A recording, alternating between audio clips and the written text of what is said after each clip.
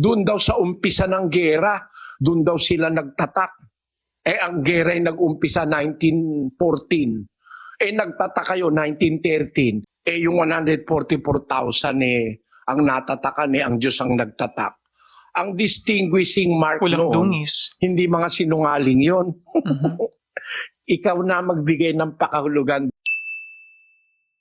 Magandang araw po sa inyong lahat, Sir JR po ng Usap-Usap University at mga ka-youth. Welcome back na naman po sa ating regular show at gusto ko pong batiin ang ating mga subscribers. Ayan, kung isa ka sa mga subscribers po ng U3, ikaw po ay parte ng tagumpay natin. We have more than 189,000 subscribers na po. Ayan. So maraming salamat po sa inyo pong laging pagsubaybay, sa inyo pong laging pagsuporta. At kung ikaw naman ay baguhan ang ating ginagawa dito sa U3, tayo ay nanonood ng mga religious discussions, mga preachings, mga sermons, and dahil tayo ay topical, nakabase po tayo sa mga paksa. Ang ating theme or paksa po ngayon ay actually still about the rapture, anong mangyayari pagdating ng Diyos, sa second coming, ayan, patungkol sa end of the world. Ito naman po ang perspective ng MCGI through Brother Eli Soriano, ang pinaka-in-demand po talaga na preacher dito po sa U3. Sa akin pong background sa pag-aanalisa, ako po ay dating university debater mula po sa MSU IIT sa loob po ng 3 taon. Ako rin po ay nakapagdebate sa ABS-CBN News Channel, member ng isang international public speaking organization at naging delegado ng Pilipinas sa isang komperensya na inorganisa ng Harvard University sa Amerika. Mga ka-U3, paunang paalala, hindi po ako preacher, hindi ako mangangaral, isa lamang po ako hamak na video reactor. At dahil hindi ako member ng MCGI, please expect na maaari po akong mag-agree sa aking mga napapanood or mag-disagree sa aking mga napapanood. But one thing I can guarantee you, wala po akong religious agenda. Wala po akong sinasabi ng isang particular na reliyon ay dapat niyong kaaniban or dapat wag niyong kaaniban. At bago ko po makalimutan, please click like dahil ibig sabihin po niya nire-recommenda nyo ang video na ito sa iba pang YouTube viewers. So, if everything now is ready, let us watch this video together. Sabayan niyo po ako. Let's go! Malapit na bang maganap ang nakasulat sa Book of Apocalypse? May mga naganap na, kapatid. Tandaan mo, ang umpisa ng kaganapan, mag-uumpisa sa panahon ni Juan. May mga naganap na dyan. Lumitaw na nga yung 4 na kabayo no? Yung isang kabayo nga maghahasik ng mga salot, may salot na nga tayo ngayon Marami nang nag-umpisang mga salot. Noong pang early 1900, nagkasalot na, nagka-pandemic na noong 13th century, nagka-pandemic din noon. Yun, no? May mga nagaganap na dyan, unti-unti magaganap lahat yan. Pagka bago umihip yung ikapitong anghel, ganap na ang lahat ng hiwaga ng Diyos na nasusulat sa lahat ng mga propeta sa matandang tipan.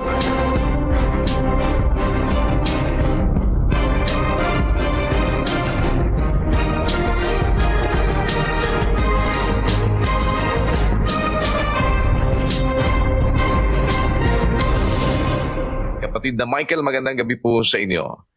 Ano po ang inyong katanungan? Sige po. Magandang gabi po, Brad Daniel at Brad Eli. Maraming salamat po. Kagabi ko lang po din nalaman na si Juan Bautista, hindi po pala si Juan Bautista ang nakasaksi nung Apokalipsis, kundi po si Juan Apokaliptiko.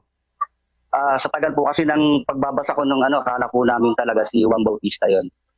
Saka yung katanungan ko po tungkol dun po sa pahayag 7:4, yung tinatakan po ng 144,000 na katao na sa 12 lipi. Saka po kung yung nakasulat po ba kasi po ako lagi kong binabasa yung Book of Apocalypse. Kung yung nakasulat po ba doon ay malapit na po bang maganap? Ilan po, Brad Eli? Marami nang nagaganap doon, kapatid. Alam mo kasi, dapat pag binabasa natin, ito hindi naman kasi ito tinuturo sa mga pastor ng mga pastor. Ang Apocalypse ay prophecy, revelation.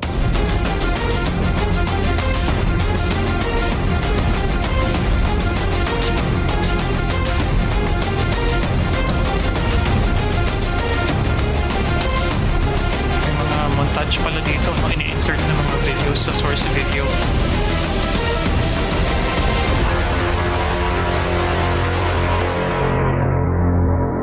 Ang nakalagay sa Grego ay apokalipsis o apokalupsis. Ang kahulugan nun, uncovering o paghahayag. Yun. Disclosure. Yan ang kahulugan ng apokalipsis. Apokalupsis. Pero sa tamang pronunciation sa Grego, ang ginamit kasi yung you, no? Katumbas yun ng I sa atin eh. Kaya apokalipsis. Pero kung babasahin mo, ang naglagay na paraan ng pagbasa, nakalagay apokalupsis. Pero apokalipsis, ginagamit yung salitang ipsilon o yung letrang ipsilon, apokalu. Yung lambda at saka yu, ipsilon nga yun. Ewan ko kung nakalimutan ko. Pero ang kahulugan niyang apokalupsis o apokalipsis, yan ay disclosure, paghahayag, pag-aalis ng takip. Yun ang kahulugan niyang apokalipsis.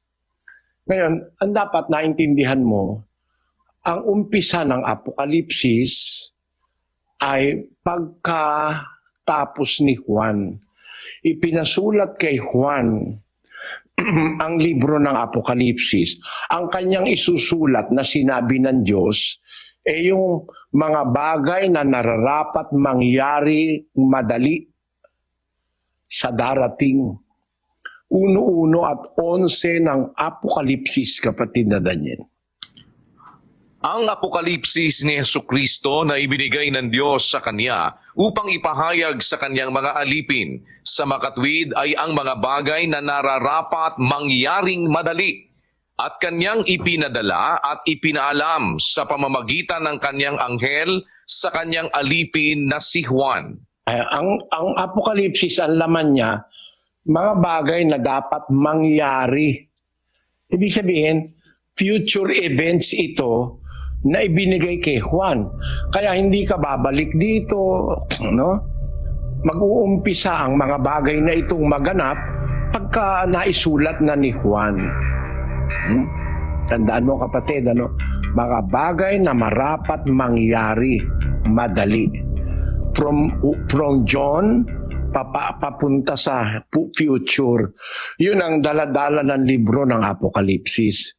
Basahin natin ang 1:19. Isulat mo nga ang mga bagay na nakita mo at ang mga bagay ngayon at ang mga bagay na mangyayari sa darating. Ayon, ang nakikita ni Juan, yung mga ipapakita sa kanya, tapos mga bagay ngayon at sa darating. So, ang commencement o ang, how do you say that in Tagalog, ang umpisa ng katuparan ng Apokalipsis ay mag-uumpisa doon sa panahon ni Juan. Doon mag-uumpisa yan. Kaya pagdating mo sa Kapitulo 11, may sinasabing 2 saksi. Aba, pakahuluganan ba naman ang mga itong mga pastor na pakahulugan yung 2 raw saksi ron si Moises at si Elias. Paano napunta ron si Elias at si Moises? Samantalang matagal nang patay si Moises at matagal na rin patay na si Elias nang isulat yung aklat ng Apokalipsis na ang magiging katuparan mula ngayon, sabi ng Diyos kay Juan, hanggang sa hinaharap. Kaya mali agad yung interpretasyon na yun daw tawag dito, yun daw 2 saksi si Elias at saka si Moises. Mali rin ang interpretasyon sa 12:1 ng Apokalipsis na yung mga anak na babae si Maria at ang ipapanganak ay si Kristo. Mali agad yun. Bakit? Abay, nang isulat ang Apokalipsis, patay na si Maria.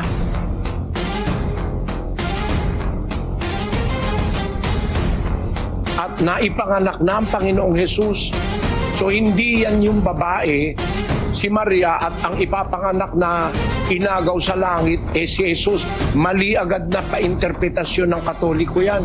Kung guided kayo ng sense of time and sense of order, hindi nyo ipapakahulugan na si Kristo at si Maria yung nasa 12:1 ng Apokalipsis. Okay, before we continue mga kayuti, kung napansin niyo po dito po sa source video natin, may parang edit na po pala na nilagay, ano? Pero what we know is hindi naman po napuputol yung mga sinasabi ni Brother Eli. Wala naman pong, kumbaga, pag-trim na nangyari. May mga ini-insert lang po talaga na montage, ano po, parang AI pa nga po yun ng mga videos, But anyway, so ang title po pala nito is patungkol po sa mga hula nga po ng Apokalipsis at kung ito daw po ay nangyayari na sa ating panahon. Apparently, this is actually from a Bible exposition and I'm not sure if you could see, nakikita niyo naman po sa screen natin. This was 5 years ago, October 13. Ayan, so we're shooting this also in October mga ka-U3. So around 5 years ago. And meron na siyang pag-debunk sa interpretation po ng ibang mga sekta na sinasabi ng dalawang witness daw nga po ay si Elias at si Moises. So hindi daw po yun. At yung babae daw po na sinasabi din po sa Apocalypse is hindi raw po si Mary mga ka-U3. So anyway, let's continue here. Kasi mag-uumpisa ang Apokalipsis sa panahon ni Juan onwards, no? Hindi backwards. Nung isulat ang Apokalipsis 96 AD, patay na si Maria noon. At ang Kristo noon pumanik na sa langit kasi nung siya ay patayin sa krus, more or less 33 years old siya. Tapos pumanik siya sa langit.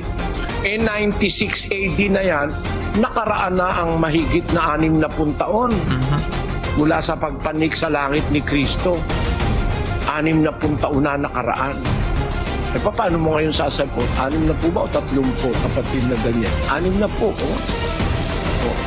60 taon na, tapos babalik ka ngayon, nakalagay sa Apokalipsis manganganak yung babae, si Maria raw yun, at ang ipapanganak si Kristo.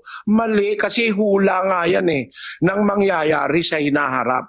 Nakasunod ka ba, kapatid na Michael, sa sinasabi ko? Opo, Brad Eli, nakakasunod po naman na. Naiintindihan mo yung halaga na yon ang sinasabi ko, kapatid na Michael, na hindi pwedeng ilagay mo na interpretasyon sa Apokalipsis ang bagay na nakaraan na kasi mag-uumpisa lang ito sa panahon ni Juan, which is 96 AD. Naintindihan mo yung punto na yon? Opo, Brad Eli. Ngayon, kung naintindihan mo yon, isa sa nakita ni Juan, tatatakan ang 144,000 na mga anak ng bawat angkan ni Israel. Tatatakan yan. Narinig ko, sabi dun sa talatang binigay mo, ang bilang ng mga natatakan, 144,000 na natatakan sa bawat angkan ng mga anak ni Israel. Tamo? Di yung pagtatatak na yan, kapatid, nakita ni Juan ang resulta. 144,000 ang natatakan. Ang tanong ng kapatid na Michael, malapit na ba raw maganap yung nakasulat sa Book of Revelations. Apokalipsis? Ay mula nung panahon ni Juan, nagaganap na ang nakasulat. That was 2,000 years ago. At magaganap ang aklat ng Apokalipsis, ang buong kaganapan niyan, para maintindihan mo agad, kapatid na Michael, sa G7 ng Apokalipsis, merong ganitong pahayag. 10:7. Kundi sa mga araw ng tinig ng ikapitong anghel, pagka malapit ng siya'y humihip, kung magkagayoy ganap na ang hiwaga ng Diyos, ayon sa mabubuting balita na kanyang isinaysay sa kanyang mga alipin na mga propeta. Ayon. Pagka pala malapit ng humihip yung ikapitong anghel, sabi ng Revelation, kung magkagayoy ganap na ang hiwaga ng Diyos. May mga hiwaga pala ang Diyos na magaganap na pagka malapit ng humihip ng trumpeta, yung ikapitong anghel, ganap na yon. Pag malapit ng umihip yung ikapitong anghel. Kasi yung ikapitong anghel ang hihihip ng huling-huling trumpet. At pagka humihip siya, magaganap na lahat ng hiwaga, at isa sa hiwaga na magaganap pag ihihip na yung ikapitong trumpetang ikapitong anghel. Basahin natin ang 15:50 patuloy ng unang Korinto. Sinasabi ko nga ito, mga kapatid, na ang laman at ang dugo ay hindi makapagmamana ng kaharian ng Diyos, ni ang kasiraan ay magmamana ng walang kasiraan. Narito, sinasaysay ko sa inyo ang isang hiwaga. Hindi tayo May hiwagang sinasabi si Pablo sa mga taga-Korinto. Sinasaysay ko sa inyo ang isang hiwaga.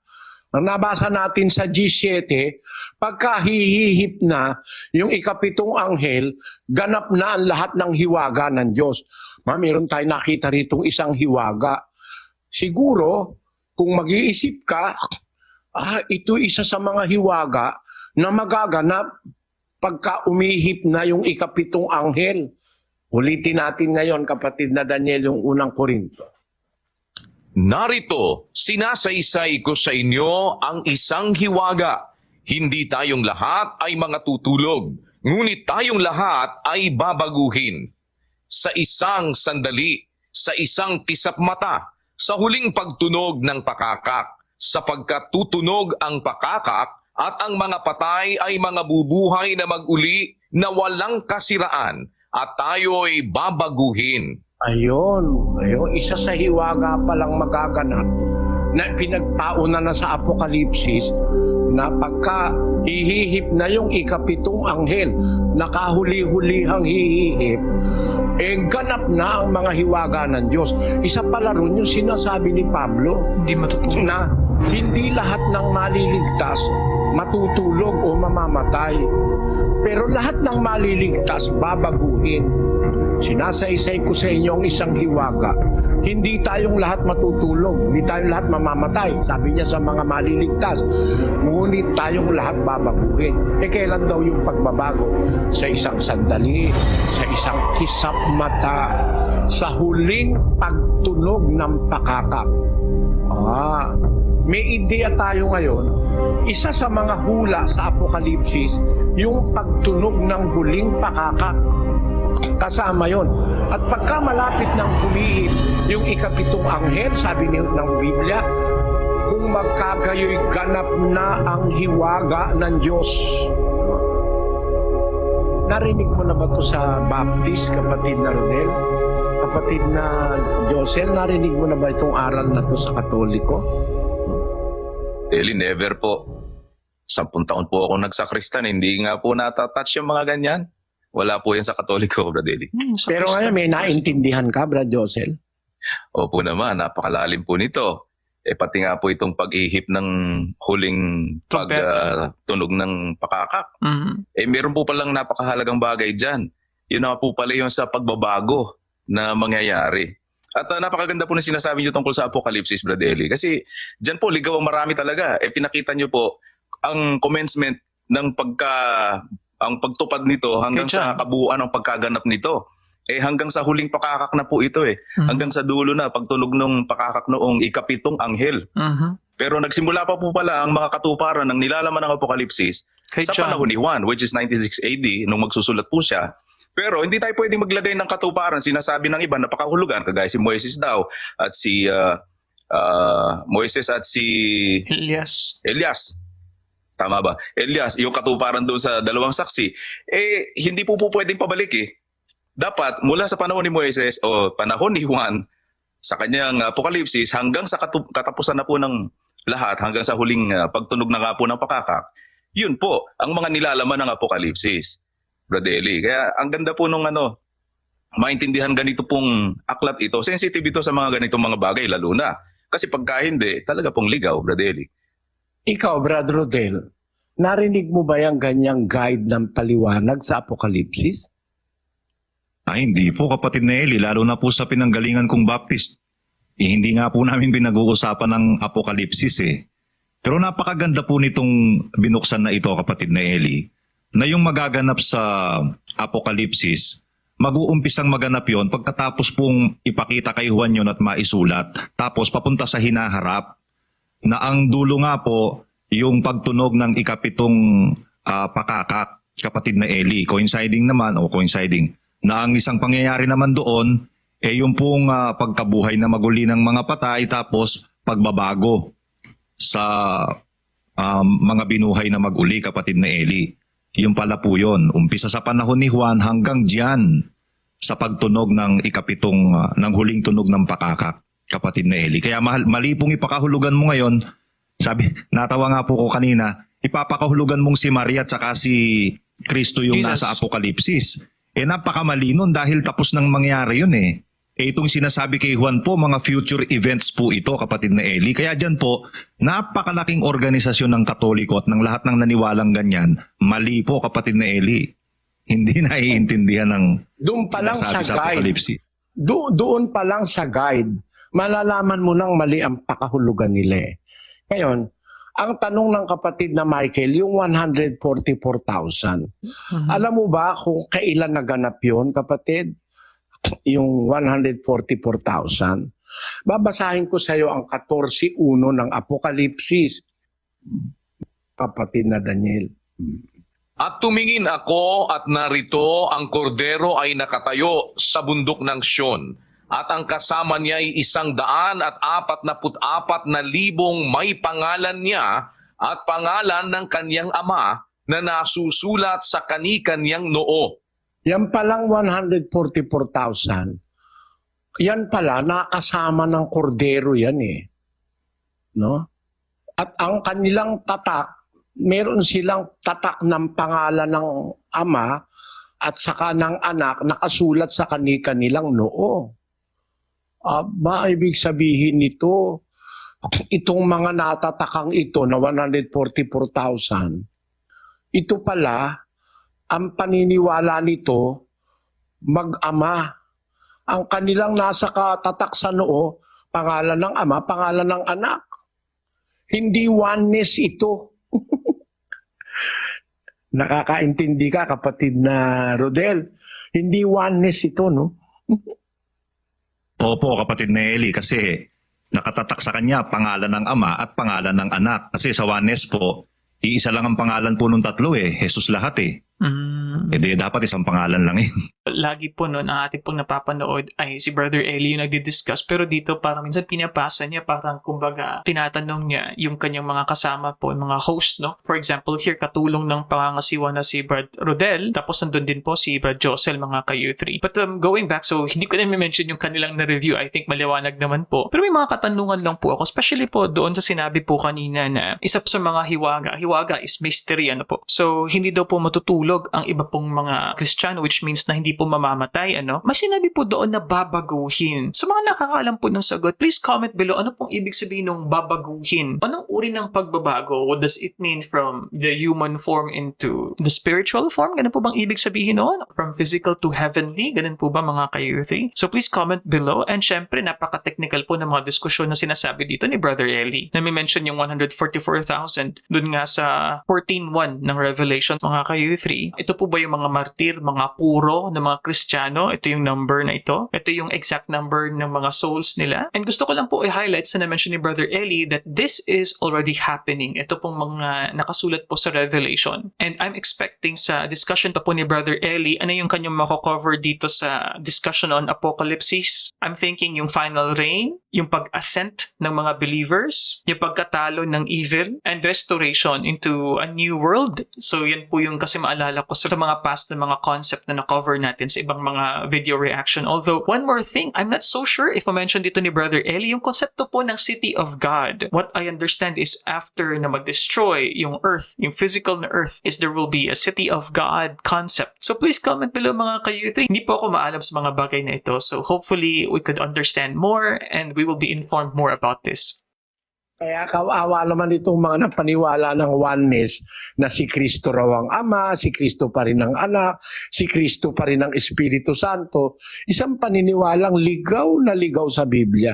Kasi yung 144,000 natatakan ng pangalan ng Ama at saka ng pangalan ng Anak. Di dalawang persona yun ang nakatatak sa kanilang noo o sa simboliko ng noo ay kaisipan. No?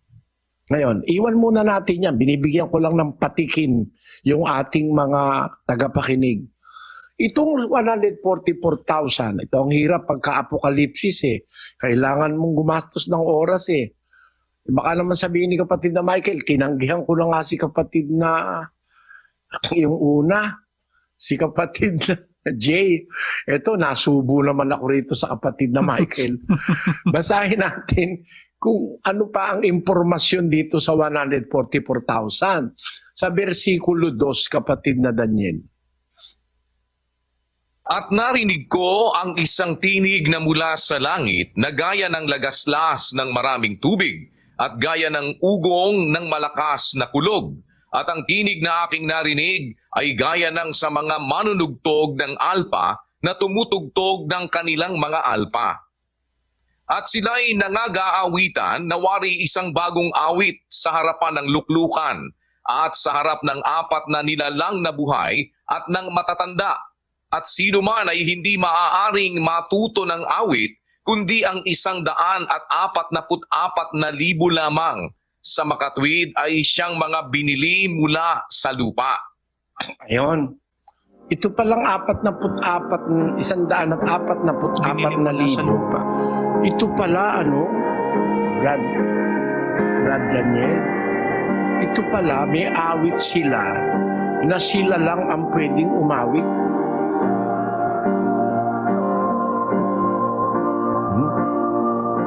Hindi natin pwedeng awitin yung awit nila. Exclusive para sa kanila yon.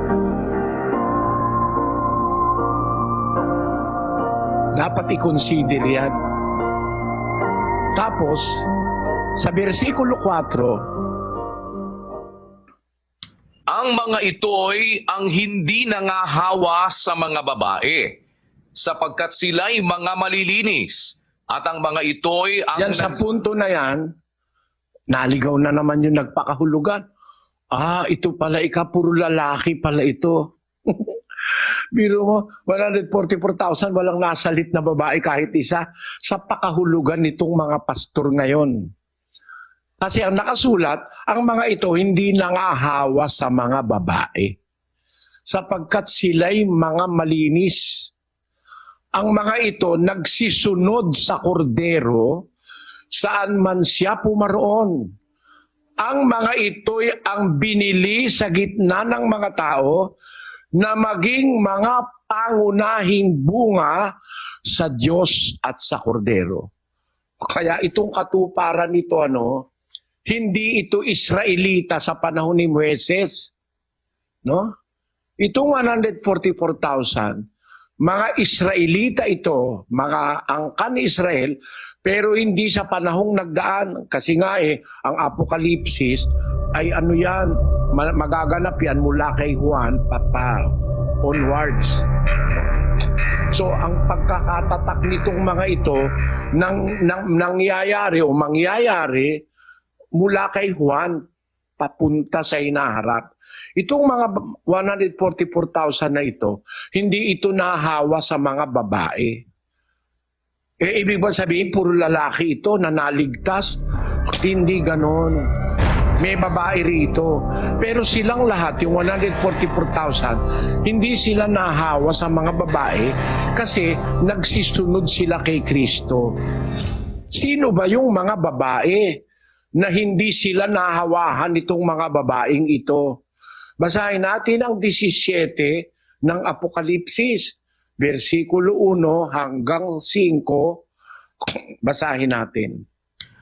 At dumating ang isa sa 7 anghel na may 7 mangkok at nagsalita sa akin na nagsasabi, "Pumarito ka, ipakikita ko sa iyo ang hatol sa bantog na patutot na nakaupo sa maraming tubig. Na siyang pinakiapiran ng mga hari sa lupa at ang mga nananahan sa lupa ay nalasing sa alak ng kanyang pakikiapid." Meron palang revelation yung anghel. Papakita ko sa iyo yung bantog na patutot. Babae yun, masamang babae. Na siyang pinakiapiran, nakiapid sa kanya ang mga hari sa lupa at ang mga nananahan sa lupa, hindi lang hari, pati mga tao. nalasing sa alak ng pakikiapid nitong babaeng ito na nakaupo sa maraming tubig. Tuloy natin sa 3. At ako'y kanyang dinalang nasa espiritu sa isang ilang. At nakita ko ang isang babae na nakasakay sa isang hayop na pula, na puno ng mga pangalang pamumusong na may 7 ulo at 10 sungay. At nararamta ng babae ng kulay ube at ng pula at nahihiyasan ng ginto at ng mga mahalagang bato at mga perlas na sa kaniyang kamay ay may isang sarong ginto na puno ng mga kasuklam-suklam at ng mga bagay na marurumi ng kaniyang pakikiapid. At sa kaniyang noo ay nakasulat ang isang pangalan, Hiwaga, Dakilang Babilonia, ina ng mga patutot at ng mga kasuklam-suklam sa lupa.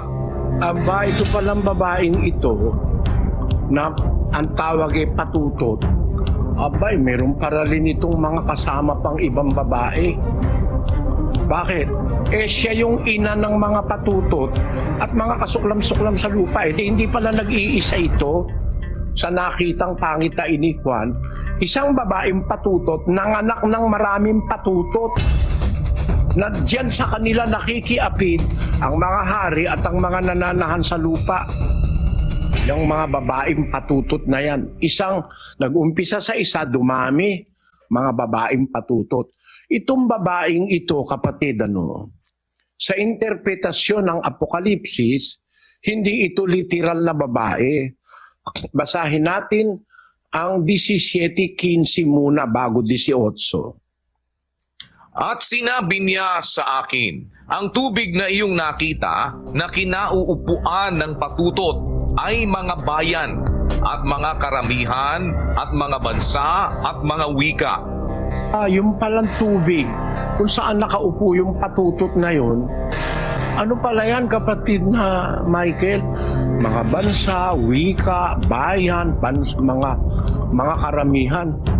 Ibig sabihin, itong babaeng patutot na ito, pati yung kanyang mga Bansa. anak, naghahari sa mga bansa, nakaupo na sila. Ibig sabihin, seated na ang authority nila, established na sa mga bansa, sa mga bayan, sa karamihan, sa mga wika. Aling babae ito na patutot, na nanganak pa ng ibang patutot pa? 18. At ang babae na iyong nakita ay ang dakilang bayan na naghahari sa mga hari sa lupa. Iba to Babylon. The city, or the woman which thou sawest is the great city which reigneth over the kings of the earth. Aba, ito pala, relihiyon. Itong babaeng Religion? ito. Ang relihiyon sa Biblia, simboliko ng isang syudad. Isang syudad na matao. Kasi miski naman sa ating panahon ngayon, hindi naman pwedeng tawaging syudad ang 60,000 lang ang tao, no? Mayroong mga requirements to be declared a city, no? Pero ito, this is a great city which reigneth over the kings of the earth. At nakikiapid sa kanya ang mga hari sa lupa. Ang tawag sa kanya, doon sa 17:5, Hiwaga, Dakilang Babilonia, ina ng mga patutot at mga kasuklam-suklam sa lupa. Sa versikulo 6, kapatid na Daniel, At nakita ko ang babae na lasing sa dugo ng mga banal at sa dugo ng mga martir ni Jesus. At nang aking makita siya, ay nang gilalas ako ng malaking panggigilalas. ito palang babaeng ito, kriminal na relihiyon ito. Pinapatay yung mga alagad ni Jesus. Kaya mag-iisip ka na agad, kapatid na Michael, meron bang relihiyon sa lupa pinapatay yung mga kay Kristo?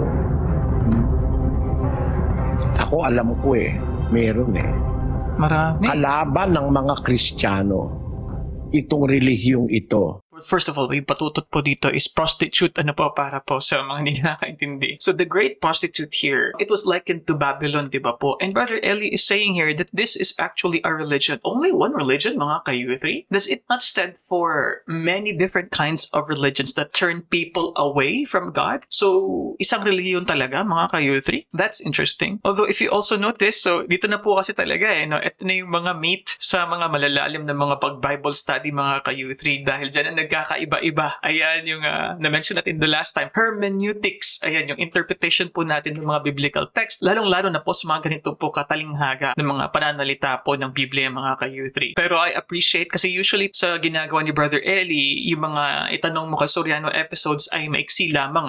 Siguro dahil online din po ito and this happened during the pandemic. So siguro mas mahaba yung allotted time. Pero I appreciate Brother Eli in extending some more effort in explaining this. Sabi niya nga po kanina, basta po Revelation, medyo mahaba-habang diskusyon daw nga po. So going back to the great prostitute, so Brother Eli is mentioning here, it was seated sa, ilan ba yun? 7 mangkok ba yung sinabi kanina? Na may tubig, po. So I'm excited ko ano pa yung i-reveal dito ni Brother Eli based on his own interpretation. Itong babaeng ito. At ito, maraming anak ito. Nanganak ito ng mga relihiyon din na ang diwa, yung kadiwa ng kanilang nanay na patutot. No? Kung isusuma mo ngayon ito, ang naghahari sa lupa, relihiyon, paniniwala, maling mga paniniwala. Balikan natin yung 144,000 sa Apokalipsis 14. Ang sabi doon sa versikulo 4, itong 144,000, hindi ito nangahawa sa mga babae. Natatakan pala ito sa kanilang noo at ang pangalan ng ama't anak. Yeah. Hindi pa nag-i-exist yung mga babae o yung maling relihiyon at ang kanyang mga anak na patutot din. Pero hindi ibig sabihin ng salitang ang mga ito hindi nahawa sa mga babae, puro lalaki ito. Hindi. Mga Israelita ito, hindi sa panahon ni Moises, kundi ito'y mga Israelitang natatakan sa pamamagitan ng aral ng kordero at nasakop ng dugo ng kordero. Kailan ito? Mga Israelita ito na nabuhay mula sa panahon ni Juan hanggang sa mga dumating na panahon. Israelita ito. Na ito, ang sabi, mga pangunahing bunga sa Diyos at sa Kordero. Bunga ito ng Diyos at ng Kordero.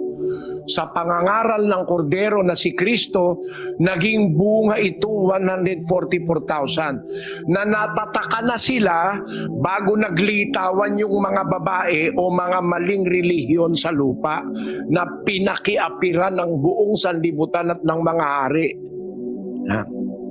Yan yung 144,000, kapatid. Kung nagkaroon ka ng ideya, kapatid na Michael, salamat kung meron kang naintindihan ngayon. Okay, before we continue here, mga ka-youth, I'm very curious about that. Dahil ang sinabi po doon ni Brother Eli is, di ba, hindi pa sila nangahawa sa mga babae dahil sila ay malinis. Yun po yung sinabi ng Citas kanina. And he goes on by saying ng interpretation daw po noon is these are Israelites na nabuhay noong 96 AD when it was revealed sa Patmos Island yata yun, kay John, yung Revelation, and then moving forward to the future. Mga Israelita daw po itong 144,000. Ang question ko po, dahil sinabi doon na hindi sila nangahawa sa mga babae and that is interpreted as not having yet a religion that is against God, something like that. Wala pang masamang reliyon. But if we consider Christianity to be the good religion, the true religion, mga ka-U3, di ba may existence na po ng Judaism even before 96 AD? Unless Brother Eli believes na ang Judaism is not a bad religion or still a true religion in its sense. So medyo nagulan po ako dun, mga ka-U3. So hopefully, mas magiging klaro pa ito if ever na ma-mention. O kung hindi man, so comment niyo po dyan sa comment section below para po maging interactive yung ating pong discussion. But once again, this is quite technical, mga ka-U3. Sa sinasabi ko. Kasi kung itutuloy ko ito, ubos na lahat ng oras para makuha mo lahat ng detalye. Pero ang gusto kong malaman, kapatid na Michael, naintindihan mo ang basis ng aking ipinapaliwanag sa iyo. saka natin itutuloy, kapatid na Michael. Naintindihan mo po? Sobra po. Ngayon ko lang din po na ang Apokalipsis kasi basa lang ako ng basa tapos hindi ko naman po nauunawaan kung ano po talaga yung mga... Ngayon po sobrang unawaan ko ang lahat kahit hindi po na lahat pa. At least marami po akong napulot na ngayon na aral tungkol doon po sa lagi kong binabasang aklat. Salamat sa Diyos, kapatid. Purihin ng Diyos. Yung nasabi mo na meron kang naunawaan, marami ngayon. Biro mo, wala pang media ora yun, kapatid na Diosel. Para ang isang lifetime na magugol mo sa pagbabasa, hindi mo naman naintindihan yung binabasa mo, abay napakalaking relief nung media oray, may natutuhan kang guide in the understanding of the book of Revelation. Di ba napakahalaga nun, kapatid na Daniel?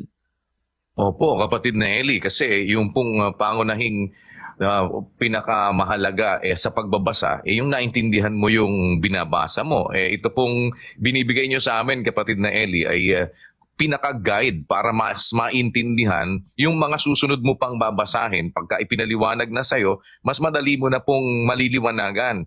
Kasi ang dami nyo pong na-discuss na dito, kapatid na Eli, na magiging basis ng pag-unawa mo na hindi ka mailigaw basta-basta doon sa mga pinalilitaw nila, kagaya nga po noong sequences pa lang, maintindihan mo na, hindi mo pwedeng i-apply pabalik. Kasi ito ngayong dito sa Apokalipsis, mangyayari ang commencement o ang pasimula doon sa panahon ni Juan. So lahat ngayon na mababasa mo doon, may guide ka na. Hindi ka na maloloko noong ipapasok na si katuparan ay si Maria at ang ating Panginoong Jesucristo yung ipinanganak, dahil makikita mo na sa panahon na ito hindi mo pwedeng yun ay gamitin dahil nakaraan na yun. Marami po, kapatid na Eli, yun ang pinakamahalaga kasi na maintindihan mo yung binabasa mo, dahil mabasa mo man yan ng buo, ang dami na nga pong ganyan ang ginawa, kabisado pa po mula umpisa, mula takip hanggang doon sa kabila, pero hindi rin naman nila naintindihan. What's the use kung nagbabasa ka ng hindi mo naman nauunawaan? Kaya salamat sa Diyos at si kapatid na Michael po ay marami nang nakuha na guide dito, and kung talagang nasundan niya po yung mga pinapaliwanag niyo, kapatid na Eli, marami na pong laman nito, dahil kailangan pag nilay-nilayan mo pa ito para mas manamnam pa natin, kapatid na Michael. Isa pa, kapatid na Michael, kapatid na Daniel, Brad Josel, Brad Rodel. Ang isa pa, makikita mo kung gaano kamali ang paliwanag ng Iglesia ni Manalo. Na yun daw, pagtatatak sa Apokalipsis, nangyari daw yon, nag-umpisa 1914. At ang nagtatak daw si Manalo. Sa pamamagitan ng pangangaral ng Ebanghelyo. Alay, hindi po mali pong pakahulugan. Bakit? Hindi naman po Pilipino yung natatakan dun 144,000 na mga anak ni Israel. Kapatid na Joseph? At yung 144,000 natatakan, di umano'y si Manalo nagtatak. Aba, kapatid na Josel, ang very distinguishing doon, ang naitatak doon, pangalan ng ama't anak, hindi pangalan ng anak na walang ama.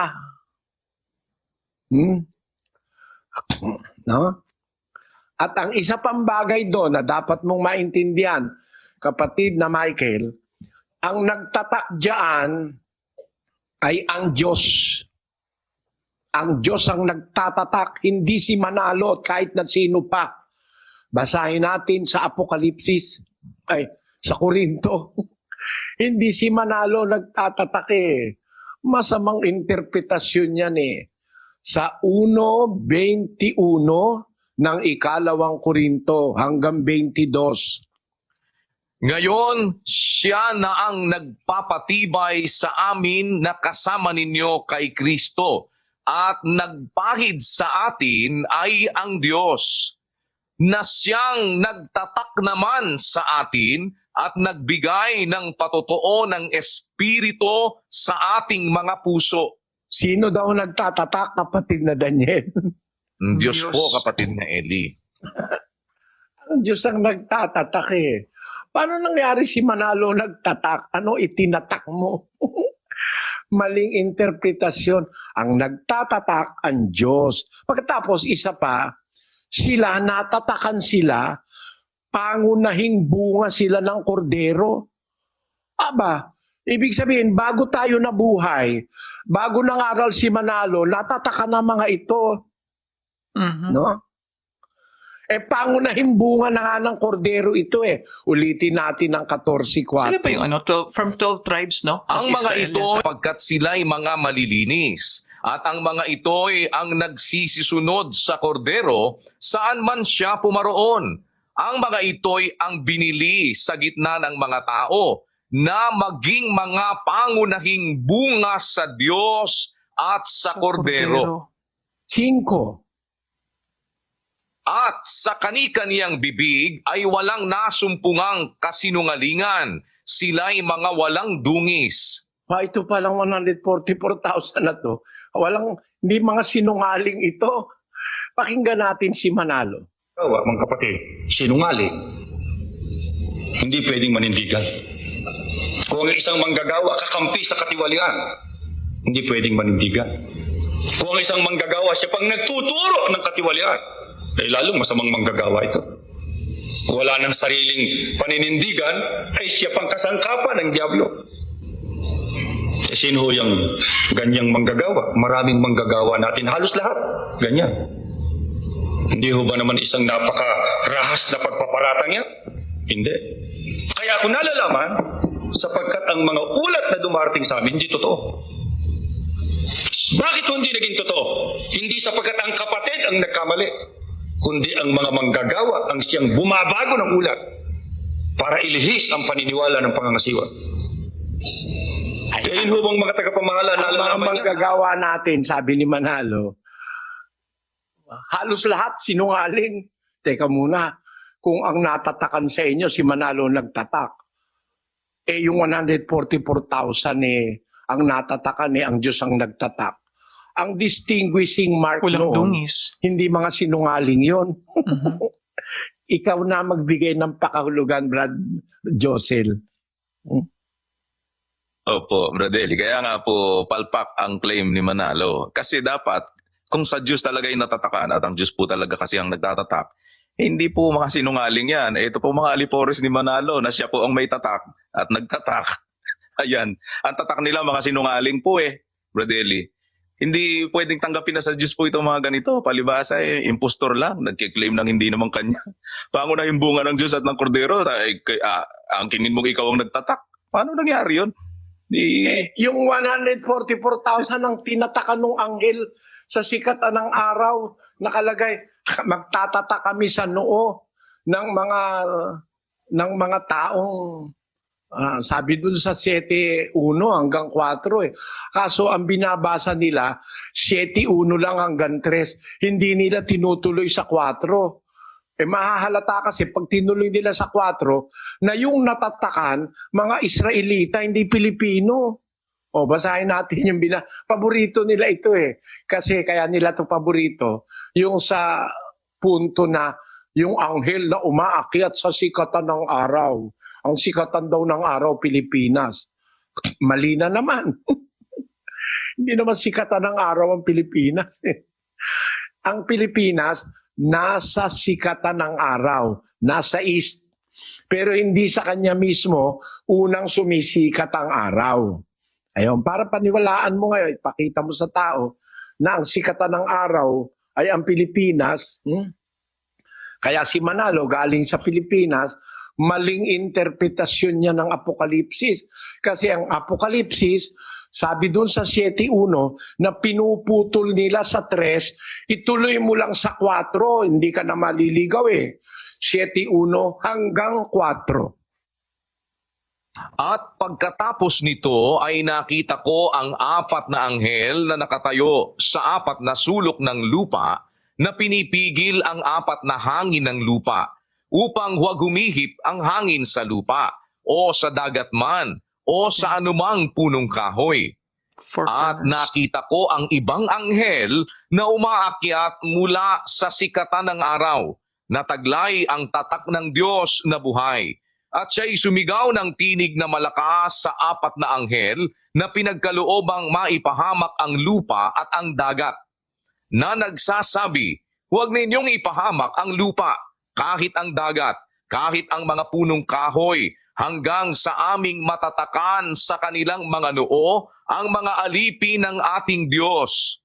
At narinig ko ang bilang ng mga natatakan na 144,000 na natatakan sa bawat angkan ng mga anak ni Israel. May napansin ka dyan sa versikulo 4, kapatid na Daniel? Ang sabi po dito, yung bilang ng mga natatakan sa 144,000 sa bawat angkan ng mga anak ni Israel. Eh, di, To the hindi 12 Pilipino tribes, yan. no? Opo. At ang versikulo 4 nag-uumpisa sa conjunction na at. Bakit at? Kaduktong kasi ng tres yan eh. Connective. Kaya nga may at eh. Mhm. Okay, before we continue mga ka-youth, so I have to clarify, as mentioned kanina, no, I was guessing, so yung 144,000, tama po ba na it's from the 12 tribes of Israel mga ka-youth?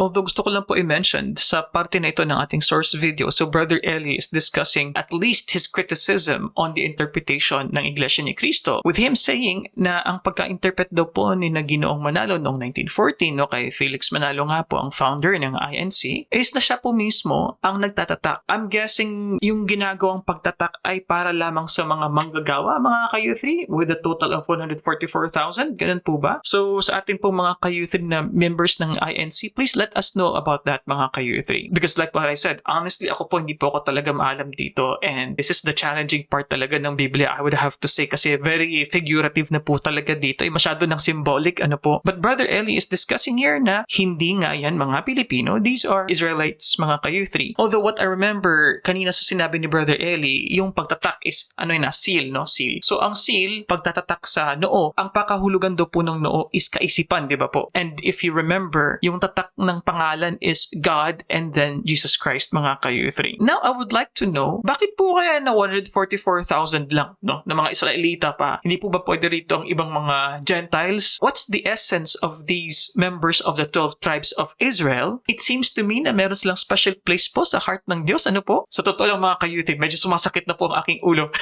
dahil napaka-technical po ng ating discussion. But anyway, let's continue. I think for others po na gusto pong mas masusi pa po ang pagsusuri, ayan, I think this is a very, very nice source video. Na nagsasabi sa tres, huwag ninyong ipahamak ang lupa kahit ang dagat, kahit ang punong kahoy, hanggang sa aming matatakan sa kanilang mga noo ang mga alipin ng ating Diyos. At narinig na nga ni Juan ang bilang ng mga natatakan, 144,000 ang natatakan sa bawat angkan ng mga anak ni Israel. Eh di hindi Pilipino yan, para naman lakas naman ng loob sabihin si Manalo yung nagtatak. Hindi nga Pilipino yan eh. Yung mga natatakan na yan, 144,000, pangunahing bunga yan ng kordero at ng Diyos. Sila ang unang bunga ng Kristyanismo. Taga-Israel yan. Inuulit ko, hindi Israelita yan sa panahon ni Moises. Israelita yan sa panahon ng Kristyanismo. Kaya pangunahing bunga ng Diyos at ng Kordero. Mga nagsisunod yan sa Kordero o kay Kristo.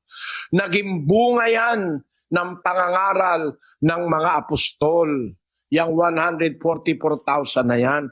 Bunga ng pangangaral ni Kristo at ng mga apostol. Yan ang dapat nating makita.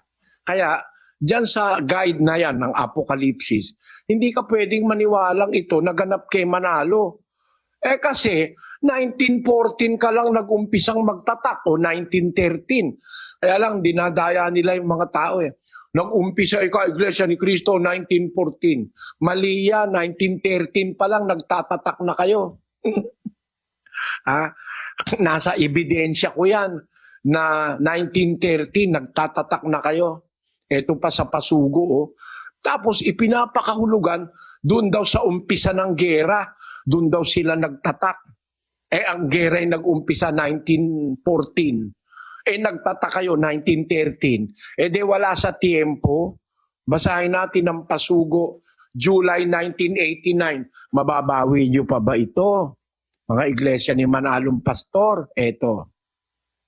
The barrio of Punta Santa Ana lies at the confluence of the Pasig and San Juan rivers. In this place, Brother Felix Y. Manalo began fulfilling the prophecies of God about his last messenger, who will emerge in the Far East at the time called ends of the earth.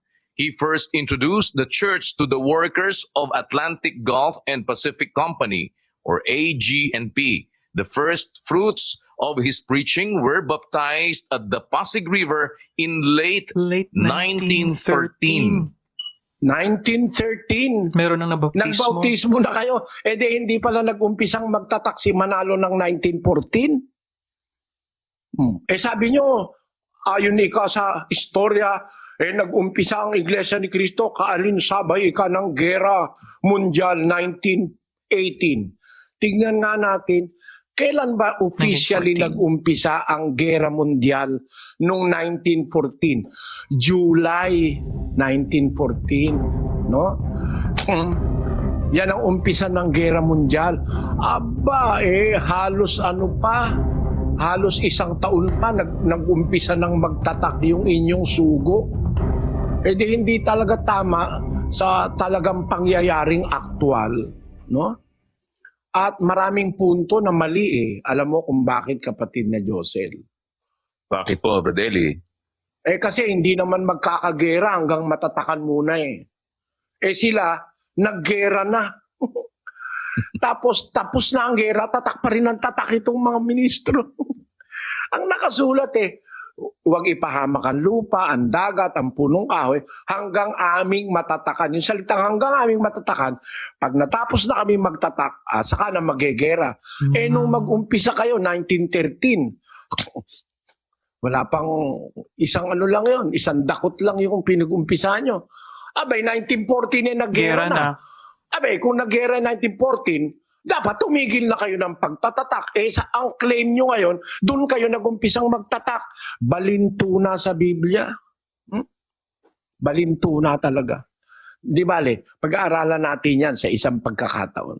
Isasama ko na yung tanong ni kapatid na Michael na malapit na bang maganap ang nakasulat sa Book of Apocalypse? May mga naganap na, kapatid. Tandaan mo, ang umpisa ng kaganapan, mag-uumpisa sa panahon ni Juan. May mga naganap na dyan. Lumitaw na nga yung 4 na kabayo Four horsemen. Yung isang kabayo nga, maghahasik ng mga salot. May salot na nga tayo ngayon Marami nang nag-umpisang mga salot. Noong pang early 1900, nagkasalot na, nagka-pandemic na noong 13th century, nagka-pandemic din noon. Yun, no? May mga nagaganap na dyan, unti-unti magaganap lahat yan. Pagka bago umihip yung ikapitong anghel, ganap na ang lahat ng hiwaga ng Diyos na nasusulat sa lahat ng mga propeta sa matandang tipan. Okay, mga ka-UT, so dyan po nagtatapos ang ating episode ngayon. Ayan, medyo nakaka-nosebleed, medyo may konting headache tayo doon dahil nga po napaka-technical po ng discussion ni Brother Eli, but I'm sure may mga members pa rin po dyan ng MCGI or supporters po ni Brother Eli magta-type dyan bitin. But like what I said, so ito po ang pinaka-challenging na part, I would have to say, dahil nga po sa dami ng mga mysteries, mga hiwaga at mga talinhagap na napapaloob sa Revelation. Pero yung tanong nga po is, nagaganap na po ba? Ang simpleng sagot po ni Brother Eli, although he believes na kapag Revelation po kasi mahaba talagang diskusyon, Brother Eli gave the shortcut answer na it's already happening and it started in 96 AD sa panahon nga ng pag-reveal kay John mismo. And the questioner, si Mike, sinabi niya na he thought it was John the Baptist, but obviously it's not. Si Juan Apokaliptiko. Anyway, so ano yung na-cover natin so far? Medyo madami-dami, medyo technical. So patungkol especially sa 144,000 nga po, and Brother Eli is saying na yung pagtatatak is precedent yan no, bago magkaroon ng World War, for example,